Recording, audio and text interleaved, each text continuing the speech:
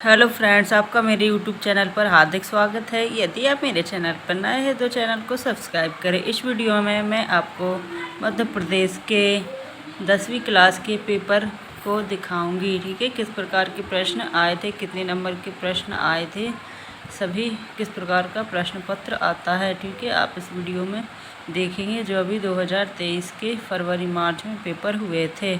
ठीक है, तो यहाँ पर आप देख सकते हैं ये मध्य प्रदेश बोर्ड परीक्षा 2023 कक्षा 10वीं विषय हिंदी।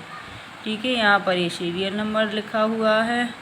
इसके बाद यहाँ पर ये रोल नंबर लिखा रहता है और यहाँ पर टोटल नंबर ऑफ क्वेश्चन तो कितने 23 क्वेश्चन आते हैं। ठीक है, और उसके बाद total number of printed page तो कितने पेज पर क्वेश्चन आए हैं। ठीक है, तो 8 कितने पेज पर लिखा हुआ है तो 8 पेज पर। इसके साथ ये सेट कौन सा है, सी। इसके साथ ही यहाँ पर ए बार कोड दिया गया है, साथ ही ये कोड दिया गया है पेपर का। ठीक है, J-501। इसके साथ ही ये लिखा है हाई स्कूल मुख्य परीक्षा वर्ष 2023। साथ ही ये इंग्लिश में दिया हुआ है। ठीक है, हाई स्कूल एग्जामिनेशन मैन। ठीक है, साथ ही ये विषय का नाम हिंदी में लिखा हुआ है और ये इंग्लिश में। इसके साथ ही यहाँ पर टाइम दिया हुआ है कि 3 घंटे में आपको ये पेपर सॉल्व करना है और साथ ही आपको मैक्सिमम मार्क कितने दिए हुए हैं, 75 नंबर। ठीक है, तो आपका ये पेपर 75 नंबर का आया हुआ है। इसके साथ ही यहाँ पर आपको निर्देश दिए गए हैं। तो निर्देश फर्स्ट क्या दिया गया है, सभी प्रश्नों के उत्तर आपको लिखना है। ठीक है, लिखिए। इसके साथ ही सेकंड क्या दिया है, प्रश्न क्रमांक 1 से 5 तक वस्तुनिष्ठ प्रश्न है। प्रत्येक प्रश्न के लिए एक एक अंक, तो कुल 30 अंक निर्धारित है। मतलब आपको 30 नंबर के हैं जो वस्तुनिष्ठ प्रश्न आए हैं। ठीक है, एक शब्द में आंसर। ठीक है, इसमें कुछ विकल्प रहेंगे, खाली स्थान रहेंगे, सही जोड़ियाँ रहेंगी, सत्य रहेंगे। ठीक है, इस प्रकार से आपके ये 30 अंक के प्रश्न आए हुए हैं। इसके बाद तीसरा निर्देश है कि प्रश्न क्रमांक 6 से 17 तक आपको अति लघु उत्तरीय प्रश्न मतलब छोटे प्रश्न दिए गए हैं। ठीक है, लघु, प्रत्येक प्रश्न के लिए 2-2 अंक निर्धारित है। ठीक है, तो लगभग आपको 30 शब्द में लिखना है। इसके बाद अगला निर्देश है कि प्रश्न क्रमांक 18 से 20 तक है लघु उत्तरीय प्रश्न है। ठीक है, तो प्रत्येक प्रश्न के लिए 3-3 अंक निर्धारित है, तो आपको कम से कम 75 शब्द में उत्तर लिखना है।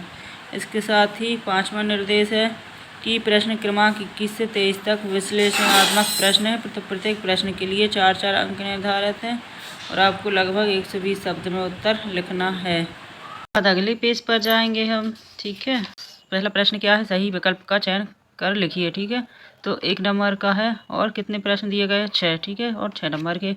तो पहले में क्या दिया गया है, वह धीरे धीरे चलने लगा। इस वाक्य में क्रिया विशेषण का भेद है। कौन सा भेद है, परिणामवाचक है। ठीक है, परिमाणवाचक है, रीतिवाचक है, स्थानवाचक है, कालवाचक है। ठीक है, इसमें से जो भी सही है उसका आपको टिक लगा कर लिखना है। ठीक है, इसके बाद दूसरा प्रश्न है, बालक है तारकेश्वर नाथ को उसके पिता टीका लगाते थे। ठीक है, तो 4 ऑप्शन है इसमें। पहला आ है चंदन का, बा में रोली का, और सा में भभूत का, और दा में कुमकुम का। ठीक है, इसके बाद अगला है थर्ड, तो रीतिकाल के कवि थे। तो इसमें 4 ऑप्शन है, भूषण, जयशंकर प्रसाद, जगमोहन सिंह हैं, अज्ञेय। ठीक है, इसमें से जो भी आंसर है उसमें आपको टिक करके लिखना है। इसके बाद चौथा ऑप्शन है, तुलसीदास की रचना है। ठीक है, तो आ में शूरसागर, बा में झरना, सा में विनय पत्रिका, दा में गीतिका। ठीक है, इसमें से जो भी सही है उसको आप लिख देंगे। इसके बाद पाँचवा है, 10वें रस का नाम क्या है। तो आ ऑप्शन में श्रृंगार, बा ऑप्शन में वीर, सा ऑप्शन में भयानक, और दा ऑप्शन में वात्सल्य। इसमें से जो भी सही है उसको आप टिक करके लिख देंगे। ठीक है, इसके बाद छठवां ऑप्शन है, तो बाल गोविंद भगत साहब मानते थे, आ। इसके बाद छठवां विकल्प है, तो बाल गोविंद भगत साहब मानते थे। तो आ ऑप्शन में सूरदास, बा ऑप्शन में तुलसीदास, सा ऑप्शन में नागार्जुन, और दा ऑप्शन में कबीर। तो जो भी आंसर है वो आप लिख दोगे। इसके बाद अगला प्रश्न आएगा, रिक्त स्थान की पूर्ति मतलब रिक्त स्थान में सही विकल्प का चयन कर लिखिए। ठीक है, तो ये भी 6 प्रश्न है, 6 नंबर के है। ठीक है, ये यहाँ पर दिया गया है। इसके पहला विकल्प है, प्रबंध काव्य के खाली स्थान भेद होते हैं। ठीक है, इसमें रिक्त स्थान में 7वीं ऑप्शन भी दिया है। ठीक है, 3, 5, 2। तो जो भी आंसर है उसको आप इसमें भर दोगे, फिल कर दोगे। इसके बाद दूसरा विकल्प है, प्रतिमा बनाने वाले का नाम खाली स्थान था। तो इसमें श्याम मोहन मोतीलाल हालदार साहब। जो भी आंसर इसमें आप लिख दोगे। इसके बाद संधि के खाली स्थान भेद होते हैं। ठीक है, तो यहाँ पर लिखा है ऑप्शन 3, 2, 4 जितने भी भेद होते हैं तो आप लिख दोगे। ठीक है, इसके बाद अगला विकल्प है तो हिमालय की तीसरी सबसे बड़ी चोटी खालिस्तान है, तो जो भी है एवरेस्ट है, कंचनजंगा, माउंट एवरेस्ट, तो यहाँ पर आप फिल कर दोगे। इसके बाद पाँचवा खालिस्तान है, सूरदास के खालिस्तान गुरु थे तो वल्लभाचार्य, परशुराम, रामदास, जो भी है इसमें फिल कर दोगे। छठवां खालिस्तान है चौपाई छंद की प्रत्येक पंक्ति में खालिस्तान मात्राएँ होती है, तो जो भी है आप इसमें फिल कर दो 11, 16, 21। ठीक है, इसके बाद तीसरा प्रश्न है सही जोड़ी। ठीक है, सही जोड़ी मिलाई है तो एक का दिया है और एक खा दिया है। ठीक है, और 6 सही जोड़ी आई है 6 नंबर की। ठीक है, यहाँ पर ये दिया गया है ये नंबर। ठीक है, पहला लखनवी अंदाज, दूसरा अंधे की लाठी, तीसरा मैं क्या लिखता हूँ, चौथा कामयानी, पांचवा मानवीय क्रियाओं का आरूप, छठवां गद्य की प्रमुख विधा है। ठीक है, तो लखनवी अंदाज का इसमें से जो भी मैच है तो वो आप इसके सामने लिख दोगे। ठीक है, इस प्रकार आप ये सही जोड़ी सॉल्व कर दोगे। ठीक है, इसके बाद अगला प्रश्न है चौथा, एक वाक्य में उत्तर लिखिए। ठीक है, तो ये 6 प्रश्न दिए गए हैं, इनका एक वाक्य में मतलब एक लाइन में उत्तर लिखना है। ठीक है, तो ये भी 6 दिए गए हैं और 6 नंबर के। ठीक है, पहला प्रश्न है गद्य की 3 गौड़ विधाएं लिखिए, समास के कितने भेद होते हैं। ठीक है, इसके बाद एक अनार 100 बीमार का अर्थ क्या है लिखना है। फिर भोलेनाथ के पिताजी गंगा में आटे की कितनी गोलियां प्रवाहित करते थे। ठीक है, वो लिखना है। इसके बाद कवि निराला ने बादलों की तुलना किससे की है। फिर रस के कितने अंग होते हैं। ठीक है, तो इनके आंसर आपको लिखने हैं। ठीक है, अब चलते हैं अगले पेज पर। ये आपका पेज नंबर 4 आ गया। ठीक है, प्रश्न 5 में क्या दिया है, सत्य का चयन करके लिखिए। ठीक है, तो ये भी 6 दिए गए हैं और 6 नंबर के हैं। पहला है प्रेयर व्हील के घुमाने से पाप नहीं धुलते, ये सत्य है कि असत्य। ठीक है, अगर सत्य है तो आपको इसके सामने सत्य लिखना है, असत्य है तो असत्य लिखना है। दूसरा है हिरोशिमा में परमाणु बम गिरा था। ठीक है, तीसरा है मुख्य गायक के स्वर चट्टान जैसे भारी और गंभीर थे। चौथा दोहा एक सममात्रिक छंद है। पांचवा आदमी ने पहल आग का आविष्कार किया था, ये सही बात है कि गलत बात है। ठीक है, तो सत्य या असत्य तो आपको इसके सामने लिखना है। इसके बाद छठवां है जो जीता ना जा सके उसे अजय कहते हैं। ठीक है, ये सत्य है या असत्य तो इसके सामने लिखना है। इसके बाद प्रश्न 6 है तो कविता का शीर्षक उत्साह क्यों रखा गया है। ठीक है, कविता का शीर्षक उत्साह क्यों रखा गया है। यदि आपको इसका उत्तर आता है तो आप इसका उत्तर लिख दोगे। ठीक है, ये 2 नंबर का प्रश्न है, इसके सामने ये 2 नंबर लिखे हुए हैं ये। ठीक है, ये 2 नंबर का प्रश्न है, तो आपको कम से कम 30 शब्दों में लिखना है, तो कम से कम आपको 5 लाइनों में उत्तर लिखना है। ठीक है, 5 या 6 लाइनों में उत्तर इसका लिखना है। ठीक है, यदि आपको ये वाला नहीं बनता है तो अथवा दिया है तो आप इसको कर सकते हैं, मतलब इन 2 में से आप कोई भी एक प्रश्न का उत्तर लिख सकते हैं जो भी आपको आता है। ठीक है, इसी प्रकार सभी प्रश्नों में एक एक ऑप्शन दिया है तो आप लिख सकते हैं। ठीक है, 2 में से जो भी आएगा। तो इसका अथवा क्या दिया गया है, संगतकार के माध्यम से कवि किस प्रकार के व्यक्तियों की ओर संकेत करना चाह रहा है। ठीक है, इसके बाद प्रश्न 7 क्या दिया है, खंड काव्य की 2 विशेषताएं लिखिए। यदि आपको आती है तो आप लिख सकते हैं, नहीं आती तो आप ये वाला उत्तर लिख सकते हैं। ठीक है, मतलब इन 2 में से एक कोई उत्तर लिख सकते हैं। श्रृंगार रस किसे कहते हैं, उदाहरण सहित लिखिए। ठीक है, इसके बाद प्रश्न 8 है चौपाई छंद को परिभाषित करते हुए उदाहरण सहित लिखिए। ठीक है, और इसका अथवा क्या दिया गया है, अनुयुक्ति अलंकार किसे कहते हैं, उदाहरण सहित लिखिए। प्रश्न 9 क्या है, कहानी और उपन्यास में कोई 2 अंतर लिखिए। ठीक है, अथवा में क्या दिया गया है, रेखा चित्र और संस्मरण में कोई 2 अंतर लिखिए। अब चलते हैं अगले पेज पर।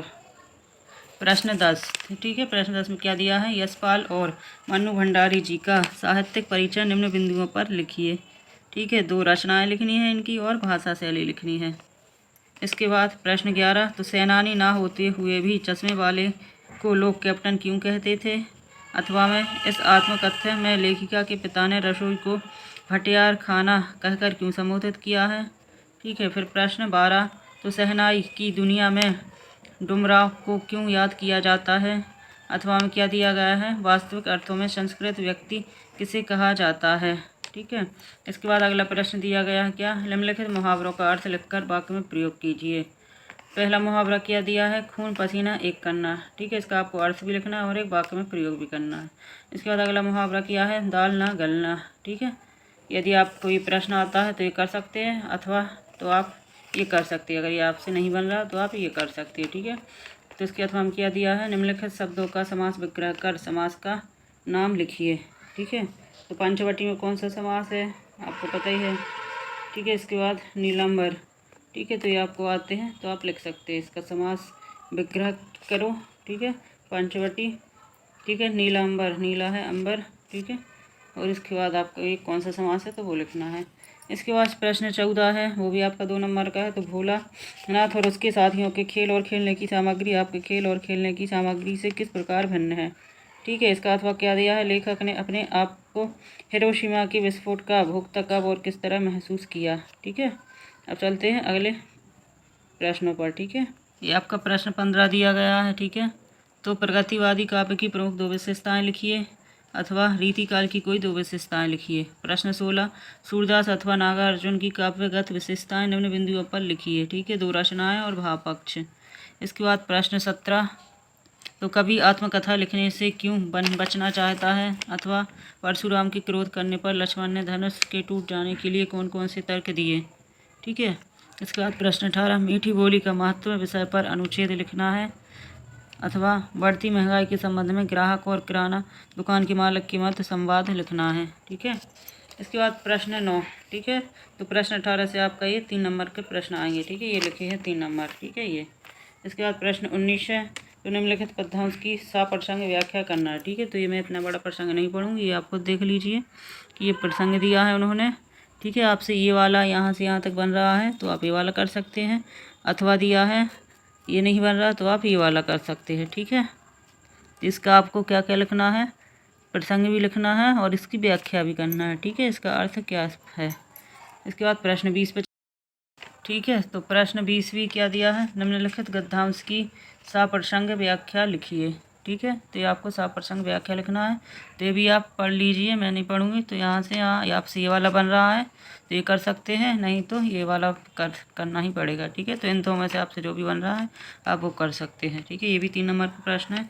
इसके बाद प्रश्न 21 है, तो निम्नांकित विषयों में से किसी एक विषय पर निबंध रूपरेखा सहित लिखना है, ठीक है। तो ये 4 नंबर का प्रश्न है।